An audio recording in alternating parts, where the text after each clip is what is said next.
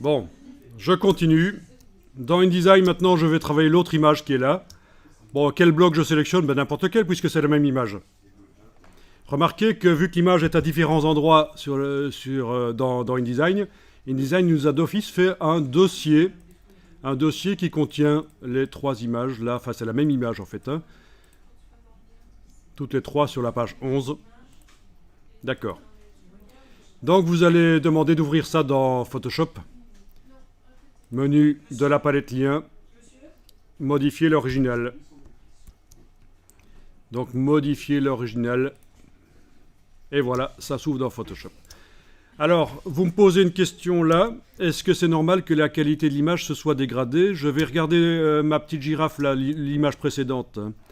La petite girafe là. Oh, qu'elle est jolie. Dans Photoshop, je zoome. Puis je vais aller voir dans InDesign et je vais zoomer. Il est possible qu'elle ait l'air pixelisée chez vous. C'est ça en fait. Hein. Donc elle ressemblerait plutôt à ceci. Voilà. Ça, c'est parce que InDesign essaye de réduire la quantité de puissance informatique nécessaire. Ça veut dire que, voilà, il vous affiche les images en basse définition pour que vous puissiez faire la mise en page sur des ordinateurs qui ne sont pas super puissants. Mais si vous voulez voir les images en haute définition malgré tout, vous allez dans le menu Affichage, Performance d'affichage, et vous demandez Haute qualité. Affichage de haute qualité. Ça veut bien dire ce que ça veut dire. C'est-à-dire, c'est l'affichage des images dans le logiciel InDesign. Ça n'a aucune influence sur la qualité de ce que InDesign sortira au final. Le PDF qui sera généré par InDesign aura de toute façon les images en haute définition. C'est juste la manière dont on affiche les images dans InDesign. Voilà. Donc ça répond à ta question, en effet. La qualité des images. Donc, si tu veux faire un jour un magazine avec des centaines d'images dans InDesign, mais que ton ordinateur est un peu vieux et lent, il faudra demander un affichage de type standard plutôt qu'un affichage de type haute qualité. Et tu arriveras à faire ta mise en page. C'est pas parce qu'on voit les images un peu pixelisées qu'on n'arrive pas à faire la mise en page. Alors, je reviens dans Photoshop, sur l'image que j'avais ouverte, contrôle tabulation pour passer d'une image à l'autre, bien sûr, dans Photoshop. Ou alors, bas du menu fenêtre, toutes les images ouvertes sont là.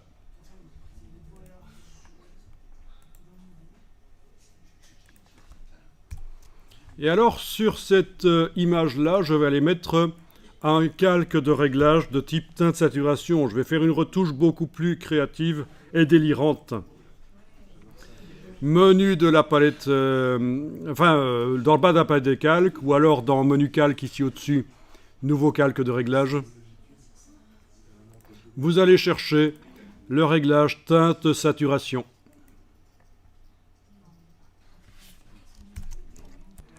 Vous devriez avoir le panneau propriété qui s'est ouvert quelque part. Si vous ne le voyez pas, essayez de double-cliquer là-dessus, sur la partie gauche du calque de réglage.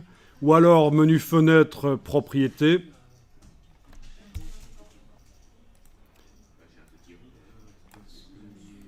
Et vous allez cocher la case qui s'appelle coloriser. On va coloriser l'image. Vous allez utiliser les deux curseurs teinte et saturation pour coloriser l'image comme vous voulez. Donc allez-y, donnez-lui une couleur à cette image. Alors c'est une image RVB. Ça veut dire qu'au niveau des couleurs, on peut mettre des couleurs très vives si on veut. Ça marche.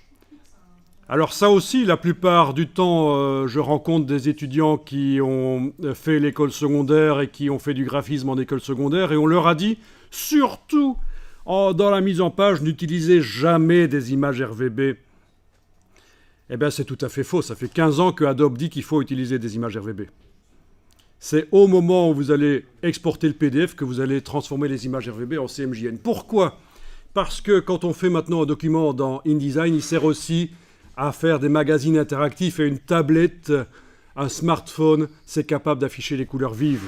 Donc on ne va pas, parce que juste parmi tous les appareils qu'on va utiliser pour sortir le document, il y en a un qui est assez pauvre au niveau des couleurs, on ne va pas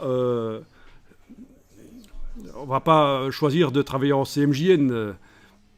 Alors, j'ai rien contre le CMJN, ça a été mon travail pendant des années, dans les années 90.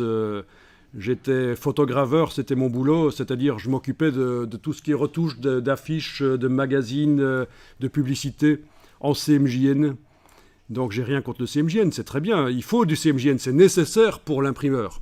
Mais faites-le le plus tard possible, c'est-à-dire au moment où on exporte le PDF au départ de InDesign.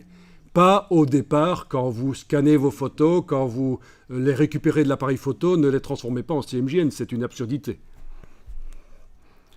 Donc on a des couleurs vives possibles. Et on en profite. Alors pour étayer un peu mon propos, parce que sinon on ne va pas me croire, hein. Ici j'ai tapé dans Google InDesign should, c'est ça que j'aurais dû taper, InDesign should use RGB. Et je tombe sur un article d'un site vraiment de référence, des super pros de InDesign, qui vous explique pourquoi vous devriez importer des images RVB dans InDesign et les convertir en CMJN au moment de l'exportation. Donc voilà. Mais encore une fois, dans ceux qui ont commencé à étudier dans les années 90 et qui n'ont pas eu le temps de remettre à jour leurs connaissances, sont toujours dans cette logique. Vous faites un magazine, vous devez utiliser des images CMJN. C'est faux, ça ne présente que des inconvénients à notre époque. Je n'ai pas le temps d'expliquer ici, ce n'est pas non plus un cours de color management, un cours de colorimétrie, donc voilà. Alors, ici, je vais dupliquer le calque de teinte saturation. Je l'amène sur le bloc de feuilles en bas de la palette des calques. J'enlève l'œil en face du premier, c'est important. Et je modifie, je fais une autre version. Donc j'avais une version rose, ben, je vais faire une version verte peut-être. Hein. Voilà. Je refais encore une fois pour ceux qui ont loupé. Je duplique le calque de réglage teinte saturation. J'enlève l'œil en face des autres calques de réglage teinte saturation. Je modifie le réglage. Donc j'avais du rose et du vert, ben, je vais obtenir ici, je vais faire du bleu par exemple, voilà. Donc j'ai trois calques de réglage teinte saturation qui utilisent chacun, qui transforment chacun à leur manière les girafes.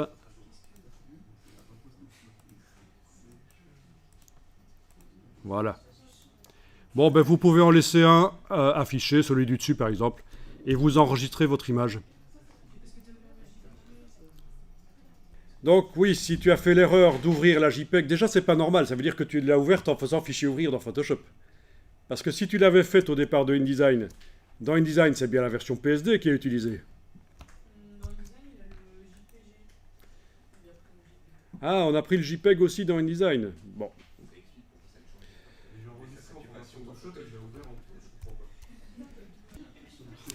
Alors voilà, donc le fichier, je l'enregistre dans Photoshop, fichier enregistré. Donc une mise à jour du fichier Photoshop dans InDesign. Voilà, il fait la mise à jour tout seul, c'est bien, donc il a été très rapide cette fois-ci. Donc j'ai mes trois images. Forcément c'est la même image sur le disque dur, c'est le même fichier. Donc les trois blocs ont été modifiés au niveau des couleurs. Alors, à quoi ça a servi de faire dans mon image Photoshop, là, à quoi ça a servi de faire trois calques de réglage teinte saturation? Ben, vous allez découvrir ça maintenant. Vous allez sélectionner la première image ici. Vous allez dans le menu Objet,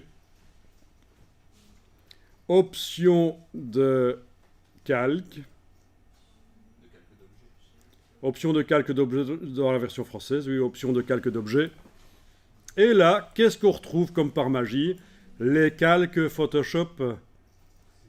La case aperçue, vous pouvez la cocher. Vous enlevez l'œil en face d'un des calques de réglage et vous enclenchez l'autre. Et voilà, vous avez une image colorisée différemment. Je recommence pour ceux qui auraient loupé. Je sélectionne l'autre image ici. Je vais dans le menu Objet, Options de calque d'objet. La case aperçue doit être cochée pour que je vois ce que ça donne. J'enlève l'œil en face d'un des calques de réglage, j'enclenche l'autre. Et voilà. OK.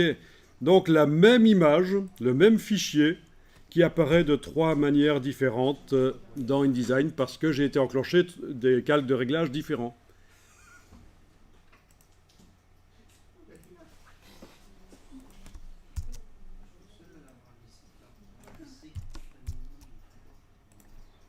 Ça c'est bien.